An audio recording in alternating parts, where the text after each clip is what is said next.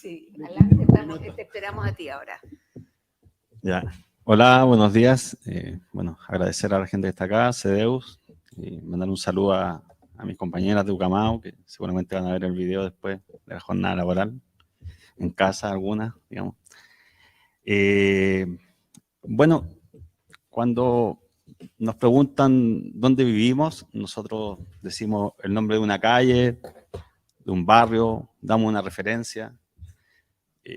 Yo particularmente sé qué colegio queda cerca de donde vivo, cuál es bueno, cuál no es tan bueno, por dónde se puede transitar en la noche, es más seguro, dónde hay una plaza, dónde hay una cancha. En general, nadie vive encerrado dentro de una casa. Nadie está en ese instinto primario de estar con su familia para protegerse de los depredadores, de los peligros de la noche, digamos, sino que la casa es solo para dormir, para comer. Pero en general la vida se hace afuera. Nosotros habitamos barrios, habitamos ciudades. Entonces creemos que el enfoque no puede estar solo en la vivienda. O sea, no podemos ser casistas, digamos, ¿sí? Eso es un error. Porque tratar de abordar el problema pensando que pasa por construir más viviendas es cosa de mirar lo que ocurrió en la zona sur de Santiago, los grandes bolsones de pobreza que produjo la dictadura cuando sacó a los machucas de esta zona de la ciudad, años 76, 77, operaciones con fraternidad, erradicación forzosa, y se los llevaron de acá, digamos, para uniformar una zona de la ciudad, digamos, y dejarla toda bonita, toda linda, con ciudad, con vereda ancha, con áreas verdes, ¿sí? Pero cuando nos vamos acercando a donde vivo yo, las veredas se van estrechando hasta que desaparecen, ¿sí? No hay áreas verdes, las luminarias no funcionan. Entonces el gran problema que tenemos no es solo la vivienda, el gran problema que tenemos es la ciudad. La dictadura construyó ciudades segregadas y los gobiernos que siguieron profundizaron esa política, ¿sí? Y lamentablemente vemos cómo se sigue interpretando de la misma manera, abordando el problema de la misma manera, ¿sí? Entonces acá tenemos una ciudad que se construye para ricos y una ciudad que se construye para pobres. Y el gran factor de eso es la provisión de suelo, porque el ladrillo vale lo mismo en Vitacura que en Estación Central. La diferencia es el valor del suelo, el acceso al suelo. Y que nadie se atreve a decir, y aquí no quiero dar una cuña para el rechazo, que lo que tenemos que hacer es ir por el suelo que está en manos. El suelo disponible que hay en Santiago está en manos de un puñado de familias y de empresas. Y por eso digo lo de la cuña, ¿no? Hay que expropiárselo, ¿sí? Porque si queremos construir ciudad, no podemos solo tener los suelos públicos. Hoy día viene el Nacional, está haciendo el estudio, está viendo qué suelos, por qué suelos vamos a ir, ¿cierto? Pero está pensando en los suelos públicos, en instituciones públicas. El otro todavía no lo mira, no se toca porque es difícil, porque es complicado. Pero la única manera que revirtamos lo que acá se construyó, estas ciudades segregadas que se construyeron, es yendo por ese suelo. No vamos a poder construir ciudades democráticas si no tenemos acceso al suelo. La ciudad que se construye, la compañera lo decía, digamos, Ucamau nace de una gran población, digamos, la población Nogales, se construye a finales de los 40, y una población caótica. ¿Sí? La gente construía con su experiencia, con los que tenían un poco más de recursos, los que tenían más tiempo, entonces las casitas nacían unas por acá, otras por acá, y por eso al decir de la época decían que esas casitas nacían como las callampas después de la lluvia, y le ponen el mote de población callampa, ¿cierto? Pero esa población construye el poniente de la ciudad.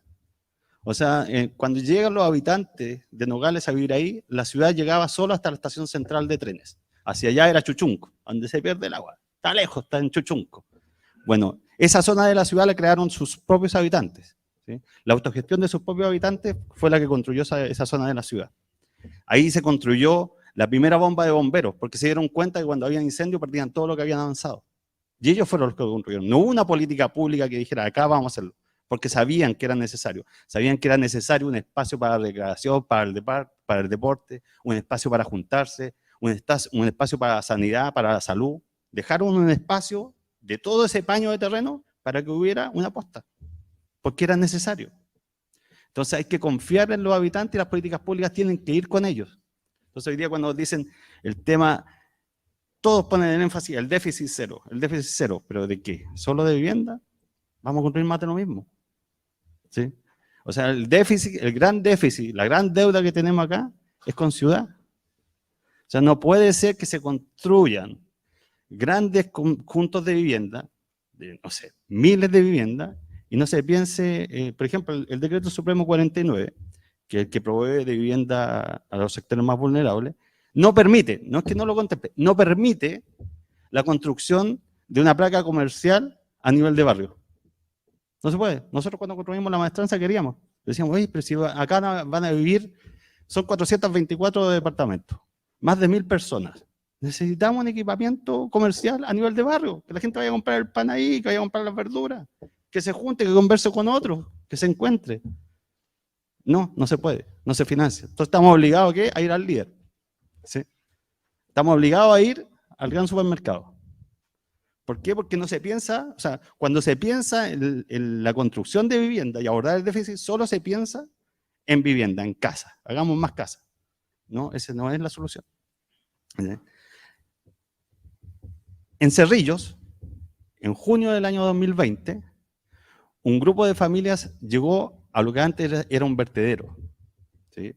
Y empezaron a construir ahí su vida. Hoy día el campamento por un nuevo amanecer tiene 2.500 viviendas, más de 10.000 familias viven ahí. Y ellos, bueno, uno entra ahí y están construyendo su ciudad, pero todavía ellos no pueden decir, cuando uno le pregunta a los chicos que viven ahí, a las chicas que viven ahí, ¿dónde vives tú? Dicen, en el campamento. Todavía no pueden decir, en tal calle, en tal lugar. ¿Sí? ¿Dónde te atiendes tú? Bueno, tengo que ir a Cerrillo. O sea, se sienten ajenos a. Entonces, el gran problema hoy día de la informalidad tiene que ver con aquello, con cómo miramos. O sea, todavía, y hizo referencia acá el compañero, digamos, a la gran expulsión, a la primera expulsión de Vicuña Maquena, cuando nos expulsó, echó a los bárbaros, más allá del camino de cintura, digamos, con sus temas sanitarios y todo. Pero todavía se está pensando así. O sea, porque la política de vivienda y de ciudad, digamos, nos está planteando una invitación a que habitemos la ciudad. Todavía estamos buscando los terrenos que son más baratos. ¿Sí? Para nosotros hoy día estamos impulsando la segunda etapa del barrio Maestranza. El barrio Maestranza está a 1 kilómetro de la Alameda. ¿Sí? Estamos súper bien ubicados, cerca de las estaciones del metro. Nosotros hicimos volver la construcción de vivienda de interés público al centro de la ciudad. Ese es el gran mérito del barrio. No los metros cuadrados, ni el gas de cañería, todas las otras cosas que tiene accesorios, digamos. Sino que volvimos a habitar ahí, donde llegaron nuestros bisabuelos, se bajaron del tren y todo. Pero nos encontramos con problemas normativos para el cambio de uso de suelo. O sea, vamos a construir 100 metros más allá de donde construimos el primer barrio. Pero tenemos que volver a realizar todo el largo proceso del cambio de uso de suelo. O sea, no sé si cambia tanto en 100 metros el suelo, digamos. Estamos hablando del mismo baño, exactamente el mismo baño de terreno. ¿Sí? No estamos hablando de 1 kilómetro más allá, estamos hablando de 100 metros más allá. Sin embargo, no. Pero para la empresa privada, la flexibilidad normativa, que también la va a plantear el plan de emergencia, sí es más ágil. O sea, todavía los que siguen diseñando la ciudad en este país es la empresa privada. O sea, la empresa privada es la que depredó. En Estación Central nosotros lo vemos, en la Alameda. En la Alameda, los edificios hiperdensos. En Estación Central, hace un decenio tenía 125.000 habitantes. La construcción de los edificios hiperdensos trajo a vivir a la comuna más de 147.000 personas. Es decir, trajo una comuna nueva dentro de la comuna. Y no hay más consultorios, no hay más jardines infantiles, no hay más colegios. ¿Sí? Y eso se permitió. ¿Sí? Entonces, ¿y qué se hace frente a eso? Dice, bueno, ahora congelamos el permiso de edificación, porque dimos la pelea a los habitantes para que se hiciera eso. Si no, se siguen haciendo. Pero ahora en la comuna de al lado, en Cerrillo, se instaló la estación del metro Cerrillo. ¿Y qué está ocurriendo alrededor? Se están instalando los edificios de hiperdensos. Se cambiaron de Estación Central a Cerrillos.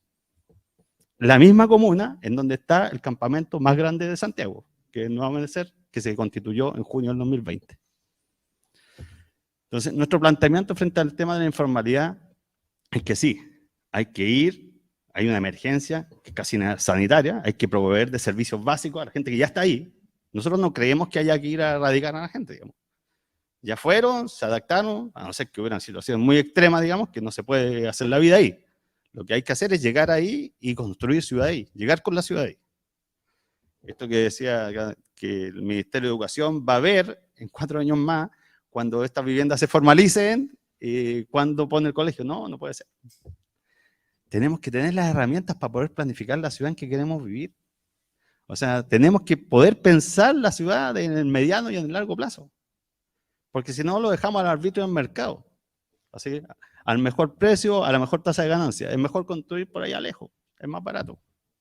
Y solucionamos y la gente queda feliz, porque claro, la gente queda feliz cuando le entrega una vivienda lejos de todo. Los bajos de Mena. De hecho, en los bajos de Mena había programa de economía del trabajo. ¿Sí? Un sector de la ciudad que se construyó, lo entregaron en diciembre, las viviendas de bajos de Mena. La gente estaba feliz, pasó un fin de año abrazándose, llorando de felicidad. En junio del siguiente año vinieron las primeras lluvias. Y la gente se dio cuenta que el agua no entraba por el techo, entraba por las paredes. Porque estaban construidos con un bloque de hormigón celular que no estaba impermeabilizado. ¿Sí? ¿Y cuál fue la solución desde el Estado? Mandarles plásticos para que le pusieran a los edificios. ¿Sí? Pero no es solo ese el problema de Bajos de Mena. El problema de Bajos de Mena es que esa gente queda a 2 horas de la Alameda para ir a trabajar. Ese es el problema de ellos. O sea, aparte del tema técnico, de lo ofensivo que fue haber hecho aquello, es dónde están ubicados. ¿Por qué? Porque el suelo ahí era más barato. No era solo el bloque de hormigón celular el malo, sino que el suelo era el más barato. Bajos de Mena termina demoliéndose y se va a construir al lado otro proyecto habitacional, ¿cierto? Entonces lo que tenemos que hacer es invitar a repoblar la ciudad y ir por el suelo que todavía está disponible en Santiago, en donde sea que esté. ¿Sí? En donde sea que esté. No puede haber sectores restringidos y decir, no, si vamos a construir vivienda social en estas comunas. Y en estas 3 comunas, que esté una de esas, no vamos a construir vivienda social. Y cuando construyamos, hacemos un acto y lo ponemos ahí en la rotonda Atenas y decimos que vamos a poner 80 familias pobres a vivir ahí. No. O sea, la ciudad tiene que ser para todos porque la construimos entre todos. Entonces, si queremos abordar el tema de la informalidad, no le tengamos miedo al caos. Si el hábitat se construye así, si es caótico igual. ¿Sí? Pero vamos por eso, por la provisión de ciudad, por la provisión de infraestructura, para todos y para todas. Esa es la única forma que tengamos una ciudad que se reencuentre, que no se teman unos con otros. Eso.